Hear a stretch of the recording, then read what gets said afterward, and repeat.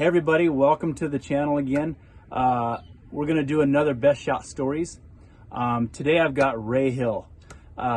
He's got some really cool stories and I can't wait to get into it. Ray, how long have you been playing disc golf? Competitively since 2004, pdga number 25183. So the main thing that we've been doing on this channel for this segment of my channel is what is the best shot you've thrown and what is the best shot you've ever seen or witnessed? Your favorite best shot. So you can probably start with whichever one you wish. Let's start with the best shot I've ever seen. All right. And the best shot I've ever seen, and maybe it's just because my memory is bad, but in recent memory, 2020 is the year. COVID times is the situation. Blue Ribbon Pines was deciding to do light up Blue Ribbon Pines, so lit Blue Ribbon Pines is what I think it was called. So my wife and I live in the Chicagoland area, Joliet. It's not that far of a drive for us to go up there. Do they light up the whole course? They did light up the whole course. So what they did was, like, I believe it was Electric Forest was kind of like their inspiration. So they actually had lights that they screwed into the trees and like lit them up from the bottom. So it was like a glow golf like I've never played before. Okay. I've played glow golf up north in the Great North Woods at Mike Cousins. You know, going up playing Northwoods all the time. That's a glow golf where you can't see your hand in front of your face. Glow golf. This was more of like you were playing inside a giant Christmas tree the whole time, and it was awesome, awesome. All right. So we head up there. I've invested. I've decided to quit my job, put my cards on the table, and try my best to be a professional disc golfer. That led into buying a modified Sprinter van. That led into, oh darn COVID, we have a rolling house, so why do we need to shelter in place, so to speak? And what better way to get some exercise up at Blue Ribbon Pines? And you can sleep on site there if that's okay to say, but that's what we did. And so we found ourselves at warming up for glow golf, I guess you want to say it, lit Ribbon Pines. And my wife and I are playing, and the hole is hole 7. So I believe it's the shortest hole in the course, maybe 100. I don't know the distance. Maybe it's a shorty, but it's one of those where it's hilarious to see your best golfer take a 4 on it when other people are taking 2s on it. I don't remember right off the top of my head, but I think it's hole 7. This hole 7, I believe, is the situation. So you can either go right at it, or now I know because of my wife, there's a hyzer gap there. So for whatever reason, I took my phone out of my pocket. I hit record as she's throwing, and what I was really trying to do was just capture probably her first deuce, her first birdie, and she lets go of her West Side Sear on a rope, and the basket got in the way. So absolutely ace. So your wife? My wife, and Sarah. You're with, oh dude, that's... And I've said this to Billy Crump, and I've said it on other disc golf interviews, so why would I be remiss to leave it here? But my wife is cooler than a polar bear's toenails. No doubt. No doubt at all. So that is absolutely the coolest shot I've ever seen, and anybody that knows me understands why that is the greatest shot I've ever seen. So no disrespect to my professional friends that actually do this for a living, and I've seen doesn't matter, man. I've seen amazing shot. That one is epic, though. Yeah, as soon as you asked the question, it was probably the first shot I thought of, no doubt, no doubt. And I have video of it, so I hope that's rad. So now, your best shot. My best shot. You get to yeah, and I'm not that guy, but if there's one shot that kind of stands out more than any, I'm going to go with the semifinal round of the 2019 Amateur World Championships in York, Pennsylvania. The course is Muddy Run, and before I go any farther, I believe that the par for the amateurs in 2019 is something like 275. I've never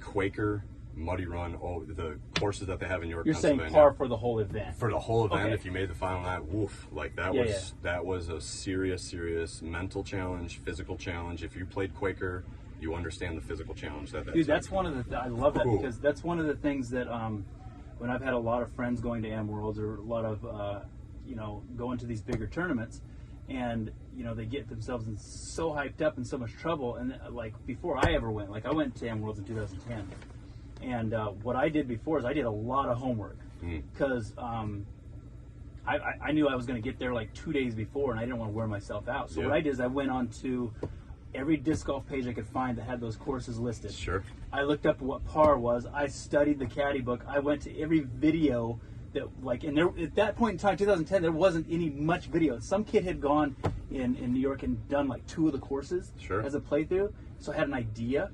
But I went and I looked at what is what is par for the entire round?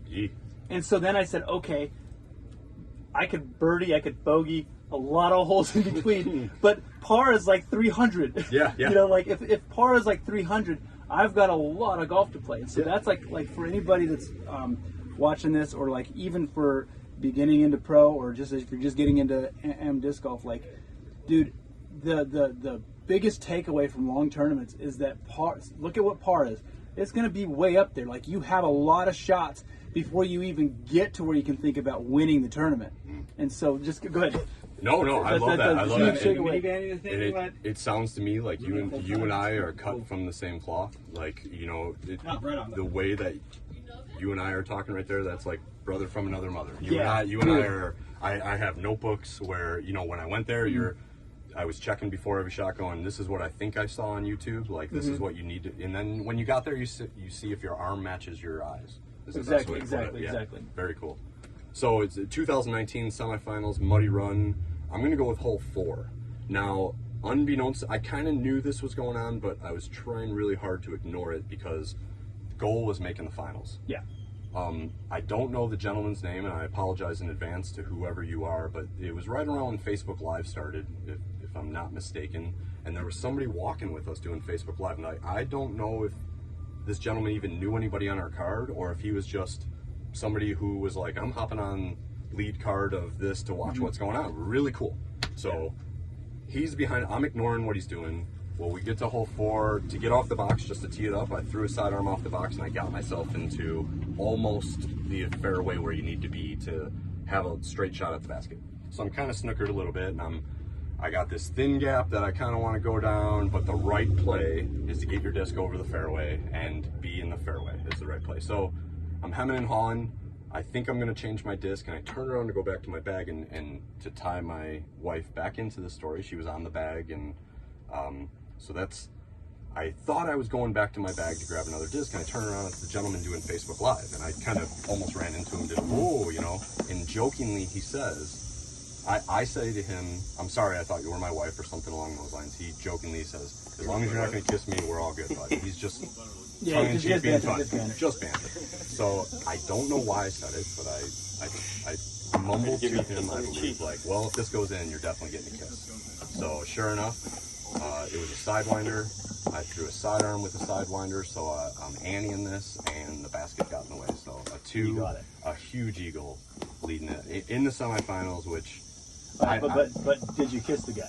I absolutely kissed the guy in the cheek. I would never write a check with my mouth that I don't cash. That's just not who I am. So absolutely. Awesome, so man. Shout out to him, and it is on video somewhere, and somehow, and it's got to be the greatest shot I've ever thrown. Just because it makes me smile every time I think about it. The situation was stress, absolute stress. Good banter, and to finish it off with situation for most of it. I think what we're going to find as the series progresses is situation is going to be probably one of the biggest key factors that goes into, because there's so many great shots. And I've, like, with my brother, I've heard of some of the most incredible shots he's thrown, and I go, man, like, so, and a lot of it comes down to situation. And so I'm really excited to see what as more stuff comes on. Ray, thank you so much for being on this channel. You, Pete. Seriously. We're just going to keep building it, and awesome. I'll send you the link to this. Everybody, thank you for watching. Like and subscribe below if you can. I'm going to keep trying to pump these out here and there when I find more people that we can sit down and chat. Be safe out there. Be kind to one another, and we'll see you in the next video.